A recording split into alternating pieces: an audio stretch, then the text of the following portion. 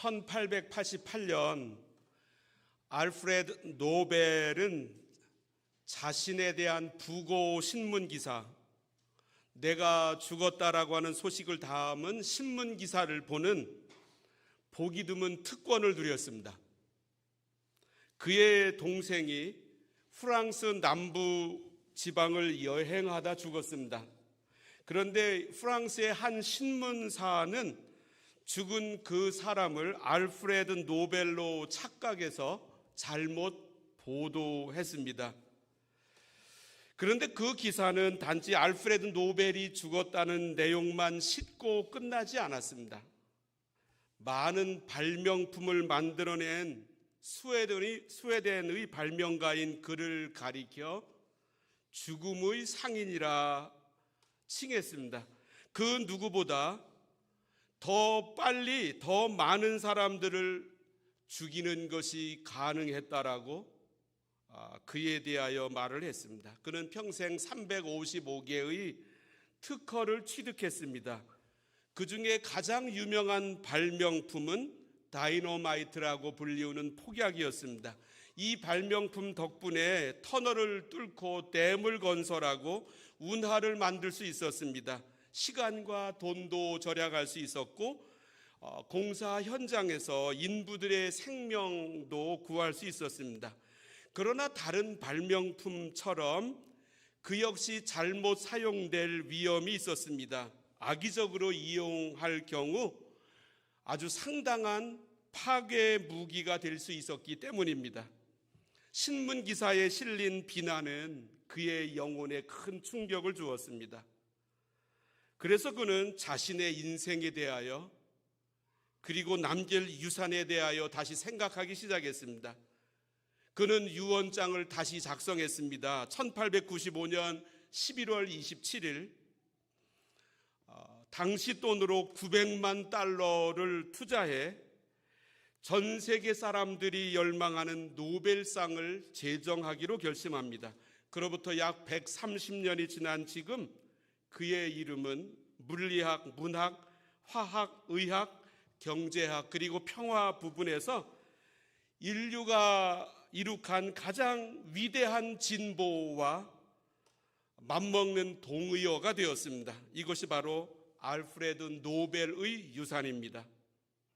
사람은 나이가 들면서 비로소 자신이 이 땅에 남길 유산에 대하여 생각합니다. 보통 유산이라고 하면 재산을 상당히 남겨 자녀들에게 물려줌을 가리킵니다. 부모로서 귀한 모습입니다.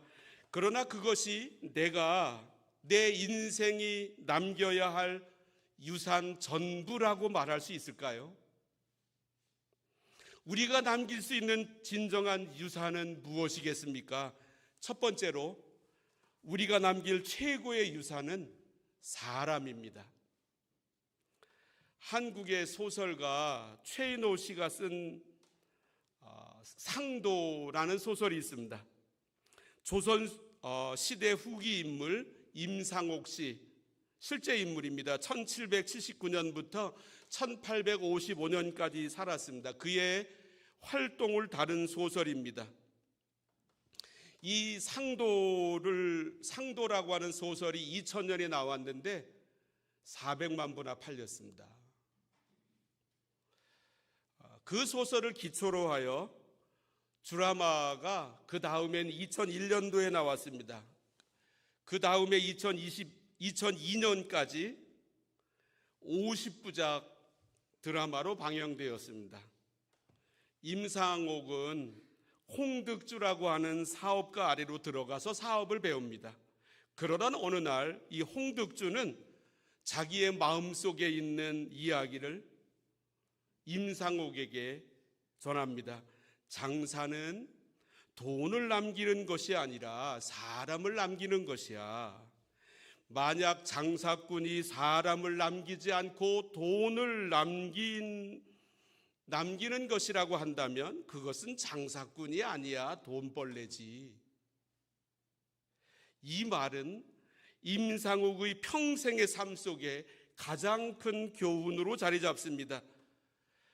그리고 그는 일개 점원에서 동양 최고의 거상이 됩니다.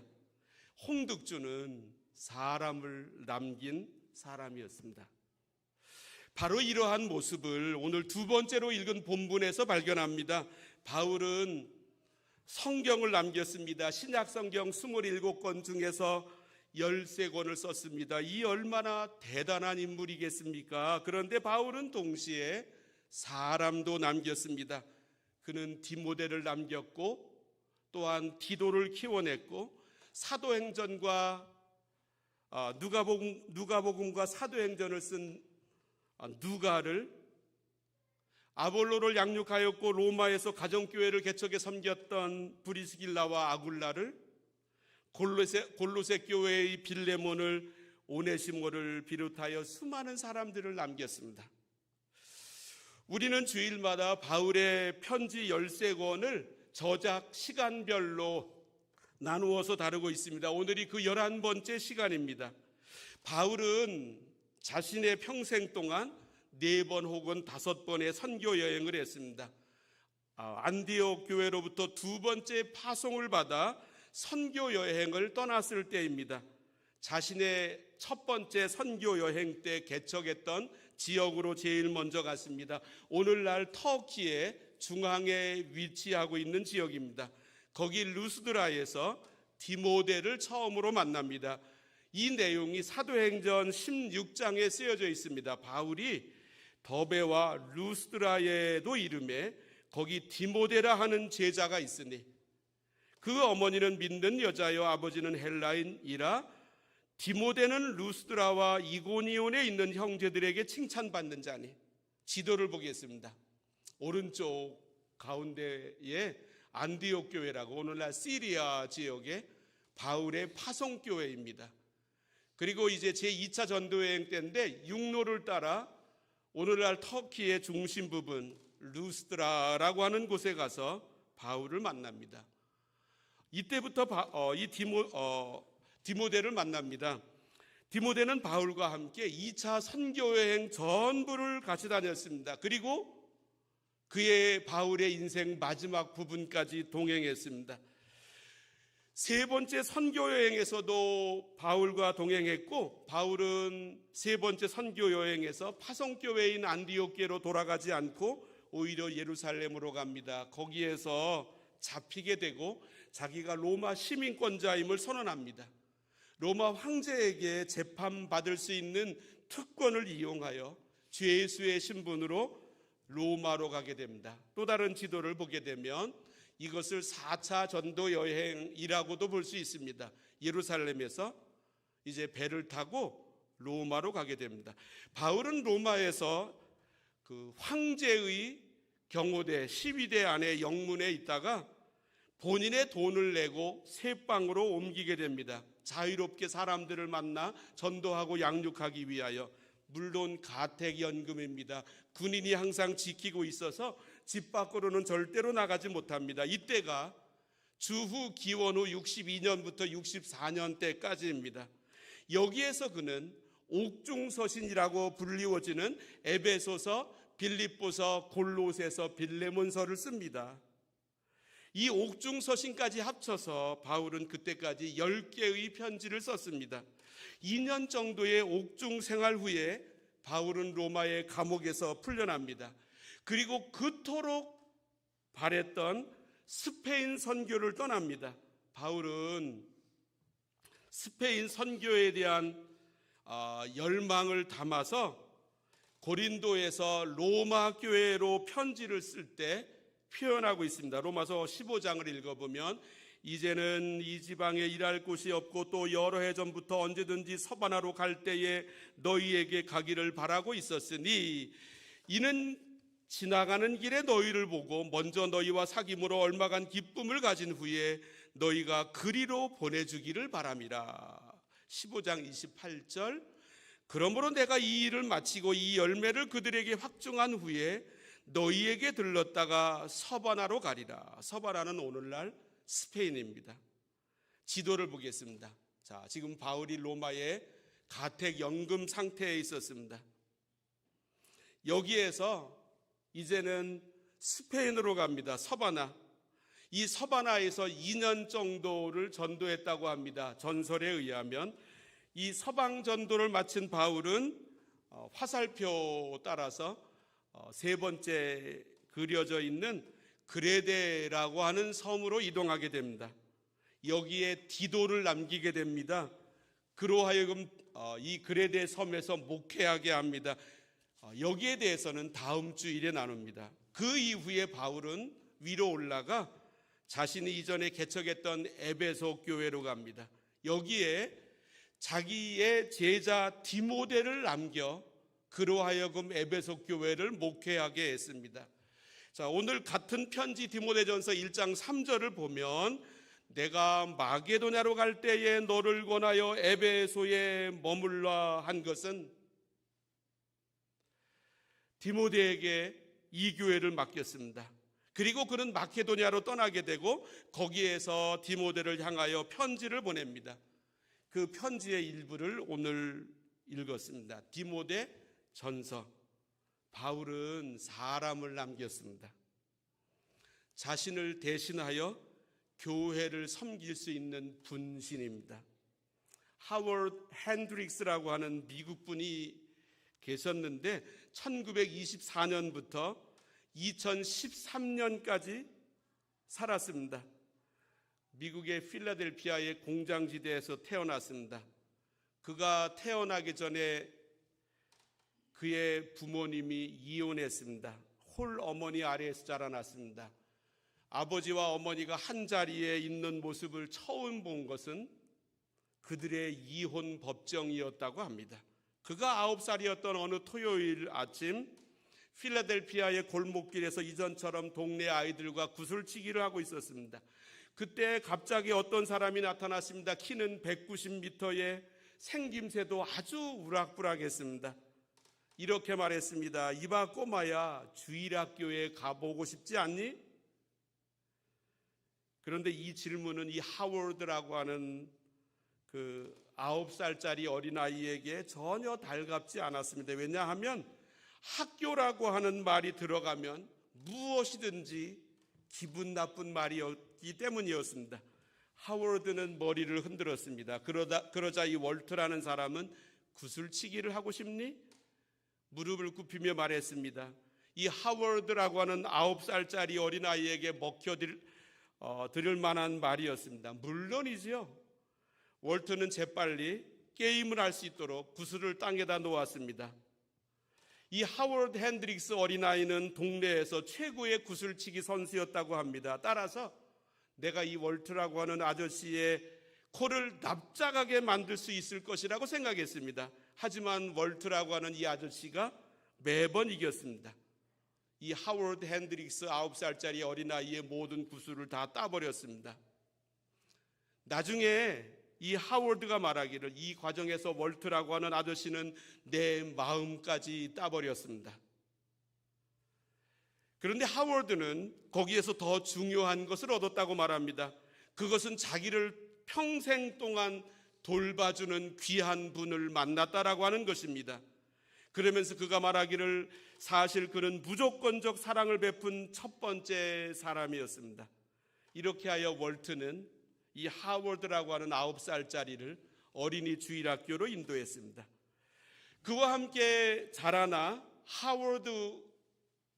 이 월트라고 하는 선생님에게 인도를 받은 동네 아이들이 13명이나 있었습니다. 그 13명 중 9명은 이 하워드 핸드릭스처럼 결손 가정 출신이었습니다. 그런데도 놀랍게도 나중에 보니까 그 중 11명이 전임 목회자가 되었습니다. 이 월트는 초등학교밖에 나오지 못했는데 이 하워드 핸드릭스는 전임 목회자가 되어서 댈러스 신학교에서 유명한 기독교 교육을 가르치는 교수가 되었습니다. 그러면서 그가 철이 철을 날카롭게 함같이라고 하는 책에서 이렇게 말을 시작합니다. 한 가지 질문으로 이 글을 시작하도록 하자. 지금의 당신이 있도록 당신을 도와준 사람은 누구인가? 당신을 지목하고 당신에게 중요한 영향을 미쳤으며 당신의 삶에 영원히 남을 인상을 말하는 것이다. 이들은 중요한 순간에 당신이 가야 할 길을 가르쳐준 사람들이다. 이들은 오늘날 당신이 과거를 돌아보면서 그 사람의 도움이 없었다면 지금 내가 결코 이 자리에 있을 수 없을 거야 라고 말할 수 있는 사람들이다. 그러면서 아마도 제일 먼저 부모님들을 떠올릴 것이라고 그는 말합니다. 우리 아버지도 어머니도 지혜롭게 많은 사랑으로 희생으로 인도해 주셨기 때문입니다. 그러면서 그가 말하기를, 그러나 내가 우선 염두에 두고 있는 것은 가정 밖에 있는 사람들이다. 말하자면 선생님, 젊은 목회자, 이웃 어른, 교회의 어떤 분일 수 있다. 이들은 당신의 개인적 상황에 가족과 같은 관심을 보이지는 않지만 그들의 삶에 당신을 초대하여 당신의 삶에서 지워지지 않을 흔적을 남긴 사람들이다. 여기에 꼭 맞는 사람이 있는가? 그러면서 자신의 이야기를 합니다. 내 경우를 보자. 하나님께서 내 삶을 바꾸시려고 전략적으로 내 옆에 배치하셔서 나에게 강한 영향을 미친 몇 사람이 있는데 그 중에 제일은 첫 번째 사람은 월트였다. 월트가 없었다면 나는 결코 예수 그리스도의 제자가 될 수 없었을 것이다. 이 하워드 핸드릭스가 말한 그 월트 선생님은 세상적으로 학력이 초등학교 6학년밖에 되지 않았습니다. 필라델피아의 공장지대에서 일하던 사람이었습니다. 그러나 그는 사람을 남겼습니다. 이 하워드 핸드릭스는 스탠딩 투게더라고 하는 사람을 세우는 사람이라고 하는 책에서 세상의 모든 사람들이 누군가가 내민 손을 움켜잡으려고 하고 있는 반면 너무 많은 그리스도인의 손이 마비되어 있다. 예수 믿는 사람들이 자신의 손 내밀 줄을 모른다는 것입니다. 하나님께서 자녀들을 우리들에게 맡기셨습니다. 얼마나 소중한 자녀들입니까? 그런데 그 자녀들만이 하나님께서 우리로 하여금 예수 믿게 하시고 지금까지 살게 하신 전부일까요? 하나님께서 우리들에게 이 복을 주시면서 맡겨주신 전부일까요? 내 피를 나눈 자녀만을 위해 인생을 살다가 마치는 것이 잘 사는 삶이라고 할 수 있을까요? 사람을 남겨야 합니다. 어떻게 사람을 남길 수 있을까요? 두 번째, 아들처럼 대할 때 사람을 남깁니다. 오늘 본문 디모데전서가 쓰여질 당시 로마 사회에서 혈연을 떠난 자녀를 둔 모습이 매우 흔했다고 합니다. 심지어 황제가 이제 자리를 떠날 때 자신의 양자에게 계승하는 경우도 많았습니다. 그런데 바울도 디모데를 그렇게 대했습니다. 바울이 디모데를 어떻게 불렀는지 오늘 읽은 디모데 전서의 1장 2절을 화면에서 봅니다. 믿음 안에서 참 아들 된 디모데에게 편지하노니. 믿음의 아들. 18절에서도 아들 디모데야, 뿐만 아니라 그는 고린도전서 4장에서도 이렇게 말씀합니다. 이로 말미암아 내가 주 안에서 내 사랑하고 신실한 아들 디모데를. 갈라디아서 4장 19절에도 바울은 자신이 키워낸 믿음의 사람들을 자녀에 비유했습니다.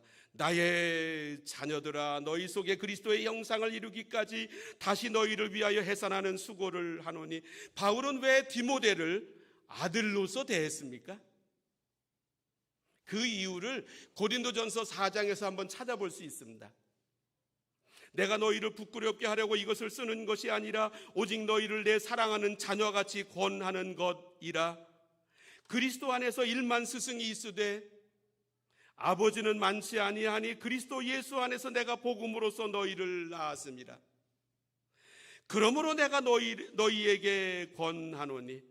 이 그러므로라고 하는 말씀, 그러므로라고 하는 말로 고린도전서 4장 16절이 시작합니다.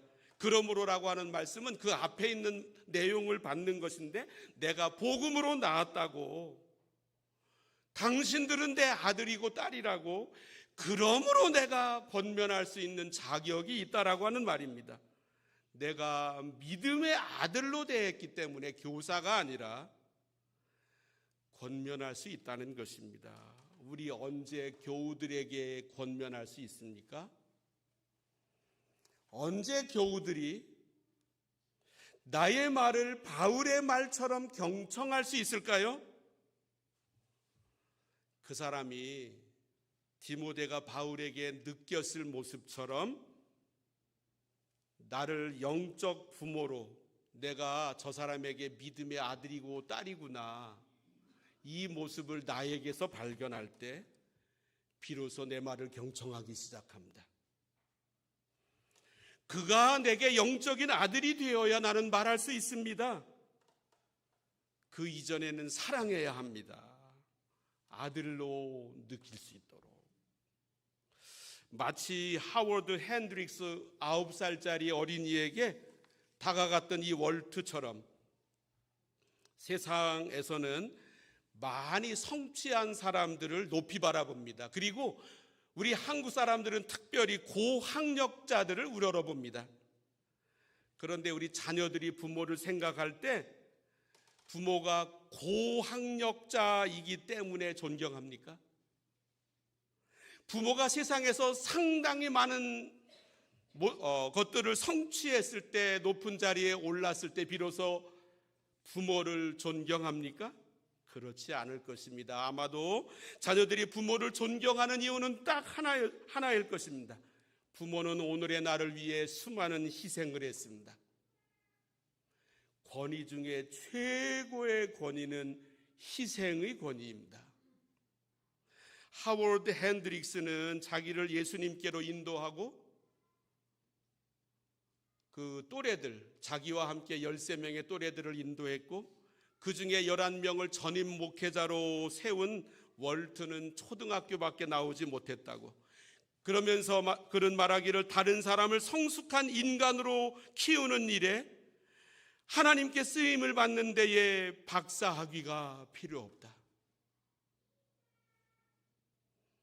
언제 사람을 남길 수 있습니까? 아들처럼 사람을 대하는 사람이 사람을 남길 수 있습니다. 그래서 바울은 자기가 스승의 모습을 넘어섰다. 1만 스승이 있으되 아비는 많지 아니하니 내가 복음으로써 너희를 낳았다라고 말합니다. 어떻게 사람을 남길 수 있습니까? 세 번째로, 내가 하나님의 사람이 될 때 사람을 남깁니다. 나의 신분을 아는 것, 나의 신분을 아는 것, 내가 누구인지를 아는 것, 하나님을 아는 것 다음으로 중요합니다. 내가 누구인지를 알 때 비로소 내가 무슨 행동을 하며 살아가야 할 것인가가 나옵니다. 사람들이 어떻게 살지를 모르는 이유는 내가 누구인지를 모르기 때문입니다. 내가 누구인지를 분명히 할 때 기쁨이 나오고, 내가 누구인지를 알면 내가 누구가 아닌지도 분명하게 드러납니다. 여기에서 자유가 생깁니다. 세상에 수많은 사람들이 저 사람 따라가려고, 그리고 우리 부모님들도 자녀들을 향하여 저 사람 따라가야 된다고 말합니다. 내 인생에 자유가 없는 이유는 내가 아닌 다른 사람의 삶을 살려고 하고 있기 때문입니다. 바울은 디모데를 향하여 아주 특별한 이름으로 불렀습니다. 아주 명예로운 이름으로. 화면에서 디모데전서 6장 11절, 오직 너 하나님의 사람아, 영어로 You man of God. 바울이 디모데를 부른 이름은 하나님의 사람아, 너 하나님의 사람아. 이 하나님의 사람이라고 하는 칭호는 구약 성경에 여러 번 나타나고 신약에서는 여기에서만 보입니다. 모세에게, 사무엘에게, 엘리야에게, 엘리사에게, 이름 없는 선지자에게. 시편 90편에도 화면에는 없습니다만은 하나님의 사람 모세의 기도라고 시작합니다. 하나님의 사람. 시간이 지나고 나면서 우리가 불림받을 별명으로 최고가 아니겠습니까? 하나님의 사람. 이 존엄한 별명으로 디모데를 부른 것은 그가 누구인지를 가르쳐주고 거기에 부합하도록 행동할 것을 권하기 위해서였습니다. 바울은 왜 이렇게 디모데를 향하여 하나님의 사람이라고 불렀습니까? 아까 말씀드렸던 이 하워드 핸드릭스의 저서 스탠딩 투게더, 거기에서 사람을 세우는 사람, 제 한국말 번역입니다. 그가 이렇게 말합니다. 내 아이들이 어렸을 때 나는 계속해서 주님 저 아이들을 변화시켜 주세요라고 기도드렸다. 그런데 아무 일도 일어나지 않았다. 그때 나는 기도가 잘못되었다는 것을 깨닫기 시작했다. 그래서 주님, 저 아이들의 아버지를 변화시켜 주세요라고 기도하기 시작했다. 하나님께서 기쁘신 마음으로 그렇게 해 주신 이후에야 나는 내 아이들에게서 놀랄 만한 변화를 볼 수 있었다. 어떻게 해야 세상 사람들에게 하나님의 살아계심을 나타낼 수 있습니까? 우리는 질문해야 됩니다. 내 삶 속에서 하나님의 살아계심이 아니고는 설명될 수 없는 부분들이 나타나고 있는가? 내 삶에서 나도 그렇게 보고 다른 사람도 나를 보면서 하나님으로밖에는 설명되지 않은 부분들이 나타나고 있는가? 세상은 자신이 만들어낼 수 없는 것에 주목합니다. 오직 하나님만이 만들어내실 수 있는 것에 세상 사람들은 주목합니다.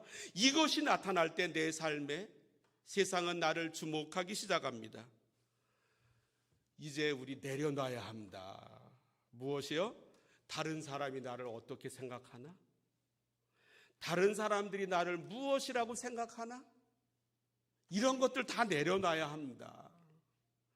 오직 초점을 맞춰야 할 것이 있습니다. 오직 하나님으로만 설명되는 것들이 내 삶에 나타나고 있는가? 사도 바울은 아까 말씀드린 대로 예루살렘에서 죄수의 신분으로 로마를 향하여 갑니다. 그때 이제 배를 타기 전에 아그리빠 왕 앞에서 자기를 변호하면서 내가 왜 여기에 와 있는지를 말합니다. 그랬더니 아그리빠 왕에게 전도를 합니다. 그때 아그리빠가 이렇게 말합니다. 내가 적은 말로 나를 권하여 그리스도인이 되게 하려 하는도다. 그때 바울이 한 말이 있습니다. 말이 적으나 많으나 당신뿐 아니라 오늘 내 말을 듣는 모든 사람도 다 이렇게 결박된 것 외에는 나와 같이 되기를 하나님께 원하나이다. 하나님의 사람이라고 하는 자부심, 나 결박되었습니다. 그러나 이것을 제외하고 당신도 나를 닮기를 원합니다. 나 당신만큼 공부한 거 없습니다. 그러나 그것을 제외하고 당신도 나를 닮기 원합니다. 왜요? 하나님이 내 삶의 자원이라고 하는 확신이 있었기 때문입니다. 아그리빠 왕을 비롯한 수많은 사람들은 많은 것을 성취했지만 하나님이 내 삶의 자원이라고 하는 이 사실은 그들에게 없었습니다. 바울은 이 사실을 확신했기 때문에 내가 이렇게 결박된 것 외에는 나와 같이 되기를, 당신도 그리고 모든 사람도 되기를 하나님께 원하나이다. 하나님의 사람은 하나님 한 분만이 내 삶의 자원이라고 하는 사실을 확인하는 사람입니다. 그리고 하나님이 내 인생의 역사를 써나가십니다. 내 인생의 역사는 하나님이 써나가시는 역사입니다. 이 사실을 확신하는 사람입니다. 라이언 스쿡이라고 하는 사람이 미국에서 벤처라고 하는 기독교 비영리단체를 세워서 지역사회의 크리스천들과 함께 교회를 여러 군데 개척하고 전쟁 난민을 보호하고 이 일을 하는 사람입니다. 얼마 전에 그가 쓴 기도문을 읽었습니다. 제가 읽어드리면, 이 세상의 정복자이신 예수님, 이 교만의 세상을 이기고 겸손하게 살도록 도와주십시오. 이 쾌락의 세상을 이기고 주님의 임재 안에서 기쁨을 찾도록 도와주십시오. 이 탐욕의 세상을 이기고 단순하게 살도록 도와주십시오. 이 성취의 세상을 이기고 순종하며 살도록 도와주십시오. 이 두려움의 세상을 이기고 평안 속에서 살도록 도와주십시오. 이 이기주의의 세상을 이기고 제 권리를 내려놓도록 도와주십시오. 저는 이 부분에 한참 머물러 있었습니다. 정말로 오랫동안. 이 이기주의의 세상을 이기고 제 권리를 내려놓도록 도와주십시오. 지금 한국 사회를 보시며 여러 해 동안 무슨 생각이 드십니까? 한국에서 1992년 12월 문민정부가 들어섰습니다. 그리고 나서 대한민국 전체가 데모장으로 변했습니다. 그 이후로 수십 년 동안 내 권리를 찾겠다고, 모두가 내 권리를 찾겠다고. 그러나 이 스쿡은 이렇게 기도합니다. 이 이기주의의 세상을 이기고 제 권리를 내려놓도록 도와주십시오. 이 기도가 우리의 마음을 사로잡지 않습니까? 저는 이 글을 읽으면서 제게 이런 생각이 들었습니다. 교회에서 내가 누릴 수 있는 권리는 무엇인가? 저에게도 조금이나마 권리가 있지 않겠습니까? 그러나 이 이기주의의 세상을 이기고 제 권리를 내려놓도록 도와주십시오. 이 라이언 스쿡의 기도가 저의 마음을 사로잡았습니다. 그는 계속 기도문을 적습니다. 이 어둠의 세상을 이기고 순전한 빛 가운데 살도록 도와주십시오. 이 미움의 세상을 이기고 매일 사람들을 깊이 사랑하도록 도와주십시오. 이 분노의 세상을 이기고 친절하게 살도록 도와주십시오. 이 험담의 세상을 이기고 침묵 가운데 안식하도록 도와주십시오. 이 게으른 세상을 이기고 훈련하는 삶을 살도록 도와주십시오. 훈련이요? 안 합니다. 이 게으른 세상을 이기고 훈련하는 삶을 살도록 도와주십시오. 주님을 잊어버린 세상을 이기고 매일 감사하며 살도록 도와주십시오. 주님은 모든 유혹을 이긴 제 안에 살아계십니다. 나의 하나님 일어나소서, 제 마음속에서 강하게 역사하여 제가 승리를 거두게 하소서. 그러면서 그가 제가 마주할 가장 큰 난관이 제 자신의 기만적인 욕심에 있기 때문입니다. 내가 마주할 가장 큰 난관은 제 자신의 기만적인 욕심에 있기 때문입니다.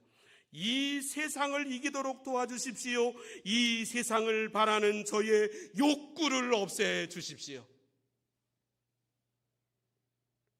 나의 그리스도, 나의 선장이신 주님만을 일편단심으로 갈망하기 원합니다. 이 사람은 자신을 하나님께 맡깁니다. 하나님은 이 사람을 통하여 자신을 나타내십니다. 이 사람이 하나님의 사람입니다. 저는 얼마 전에 마크 배터슨이라고 하는 사람의 글을 읽으면서 거기에 써있는 한 문장 앞에 또 많이 머물렀습니다. 생계를 꾸려나가지 말라. 인생을 꾸려나가라. 그래서 저의 기도 제목도 하나님, 제가 생계를 꾸리려 하지 않고 인생을 꾸려나가게 하옵소서. 사람이라고 하는 유산을 남기는 이 일에